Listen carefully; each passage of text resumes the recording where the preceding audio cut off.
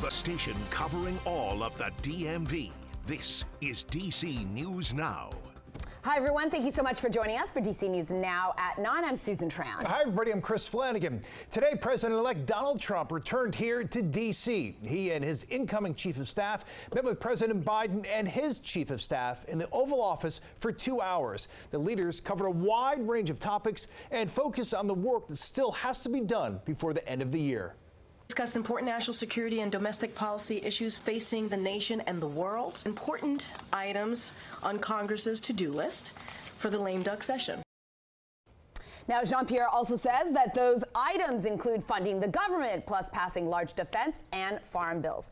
One community closely watching the president-elect's return to the White House is Prince George's County, Maryland. The government proposed moving the FBI headquarters to Greenbelt last year. Yeah, but Trump has said as recently as this week he wants to keep the headquarters in D.C. DC News Now's Tim Reed has reaction tonight from the community. If President-elect Donald Trump has his way, he wants to build a new FBI headquarters in D.C. This comes after the Biden administration picked Greenbelt after a years-long selection process. More opportunities for people, more opportunities, more businesses to come here. Basically more opportunities and just the growth of Greenbelt. I want to see Greenbelt grow. Residents say the project would really help the local economy. Maryland Congressmember Glenn Ivey echoing that sentiment. Well, it's a multi-billion-dollar project. I think it'll be great for jobs, for construction and the building trades. I think having the FBI agents that are working there, I think, is going to be helpful to the economy in the area there from the standpoint of other satellite businesses that might pop up. The FBI long complained about outgrowing the D.C. building. Greenbelt was selected over Landover and Springfield, Virginia. I think D.C. has enough stuff going on already. We need something out here in Greenbelt, especially PG County. You know, PG County really needs something. Virginia, I'm from Virginia. Virginia really doesn't need it. You know, I'm from Virginia. They have plenty of stuff in Virginia. It needs to be here in PG County. While Trump was president, he tried to block the headquarters move. The existing location is blocks away from one of his former hotels. In his latest social media post, he also argued that having the FBI headquarters in D.C. would help prevent crime in the city. Hardline conservatives have been critical of the bipartisan effort to pay for the new headquarters. The plan would put $200 million towards construction. In Prince George's County, Tim Reed, DC News Now. And all new tonight, Florida Representative Matt Gaetz has resigned from Congress. It comes as Trump has picked him to be the next Attorney General. Other picks include Florida Senator Marco Rubio for Secretary of State, former Democratic Representative Tulsi Gabbard as Director of National Intelligence. We'll have much more on these picks, all new ahead at 9:30. First, let's get a first check on the forecast with Chief Meteorologist Janessa Webb. All right, Janessa, I was out today. Everyone had their coats on. They were listening to you. They're like, yes, indeed, it is cold. Yeah, it was super frigid this morning. Not as bad tonight, but really still dealing with the colder temperatures. We want to prepare you now for the rain that is involved in this forecast. Currently, we're at 46 degrees, mostly cloudy skies. Frontal passage is well to our west, and really by late afternoon into your evening tomorrow, we'll notice that rain. So want to make sure you're leaving home with the rain gear. Here's what happened this morning. Upper 20s, a few lower 20s out towards Luray into Culpeper, 40s for Anne Arundel County. And so temperatures right now a little bit better, back into the upper 30s and 46. So DC metro area a little bit more inland. And then also the winds, they have started to die down. Here's that storm system. It's coming across the upper Tennessee Valley. It's going to get some enhancement from Lake Erie and then move into our region. This is a good batch of rain that's going to be pretty steady and progressive going into your Thursday. So overnight lows not as bad, but need you to bundle up for tomorrow. The timing on this rain and how much rain we will see is super important. I have that forecast. It's coming up. In the district, chronic absenteeism and truancy rates, they're improving. That's according to D.C.'s state superintendent. The numbers, though, still way above pre-pandemic levels. Our reporter, Marielle Carbone, joining us here in studio tonight. Marielle, while the numbers are moving in the right direction, it's still concerning.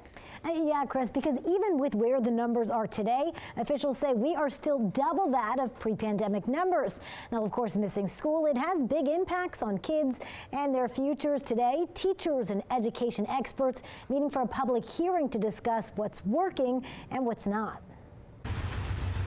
Across the city, parents, teachers, and public officials are all working together, ensuring students get to school every day. We cannot do this work alone. According to DC data, 39% of students were chronically absent last school year, meaning they've missed 10% of school days or more.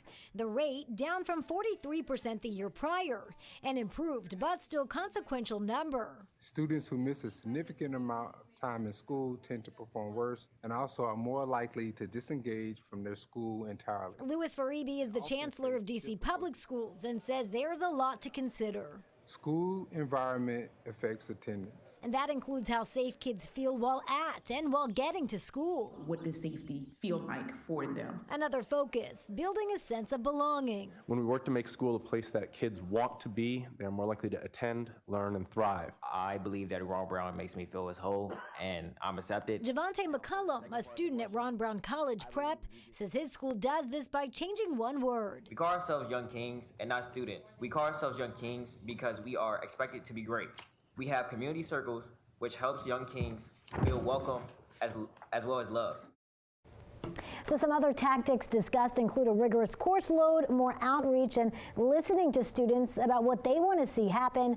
Chris and Susan, one area that the chancellor says needs to be a bigger focus is the transition periods, like from middle school to high school. He says that is when a lot of students can really fall off the radar.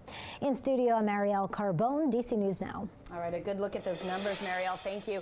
New tonight, replace or renovate? That's a question surrounding the future of the Bay Bridge in Maryland. The Transportation Authority is proposing completely replacing the structures. The new bridges would still fall along Highway 50, but there are 6 different alternatives, including building a bridge tunnel, a full tunnel under the Chesapeake Bay, and building a double-decker bridge. The agency is holding 3 open houses over the next month to go through all of the plans and hear feedback. There is a virtual session on December 4th.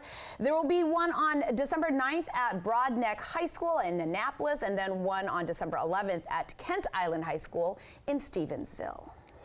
All new tonight, the holiday decorations, they are starting to pop up. And some of you, well, probably already shopping, which means deliveries are coming soon. Over the past few years, DC police, they've really been working to make sure you get your baggages instead of thieves. One program has been proven to be quite effective. DC News Now's Max Marcilla joining us live from Northwest. And Max, those Amazon lockers we can see behind you here really have become a big help.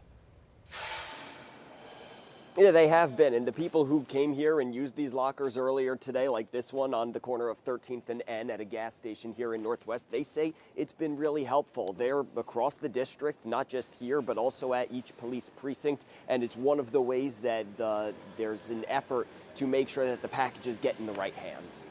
It's not online shopping season already, we all know it's right around the corner, but making sure your holiday gifts or impulse buys get to you, it's not always a guarantee. It's not just outside your door, a lot of times it can be inside your building as well. So you've noticed that packages can be stolen even if it makes it into your building. Exactly. Here in Northwest Washington, sometimes it's a bad experience that can lead you here, one of many Amazon lockers around the district, from Whole Foods to gas stations, and as of this year, each police precinct. These lockers are one of the best ways to make sure you and not a thief gets your package. A package is delivered to my building and I'm not at home, somebody may take it. Has that happened to you before? Yes. How often? Once. And that's enough. That was enough. It's an ongoing problem. According to Security.com's annual report, 14% of people in D.C. have had a package stolen in the last 3 months. It's 4% in Maryland, 6% in Virginia, and D.C. police have warned of the problem before. Call 911, give specific information about what they see, what they observe, what the person's wearing, so the officers can get in the area quickly and stop the individual. But with increased attention and increased resources, people here can only hope it's addressed. I don't know what it takes to reduce theft from packages, but right now there's essentially no consequences. Now, second-degree theft here in the district, which the qualifications for that are when you take something up to $1,000. Well, the penalty for that, it's a misdemeanor, and it could be one or both of a jail sentence of up to 6 months or a fine, so keep that in mind over the holiday season. Reporting live from Northwest D.C., Max Marcilla, DC News Now.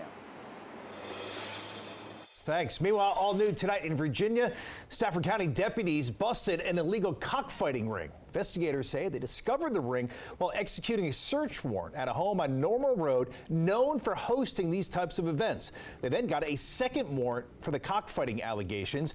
Deputies say they rescued 80 chickens. Sergio Munoz is now charged with 5 counts of felony animal fighting.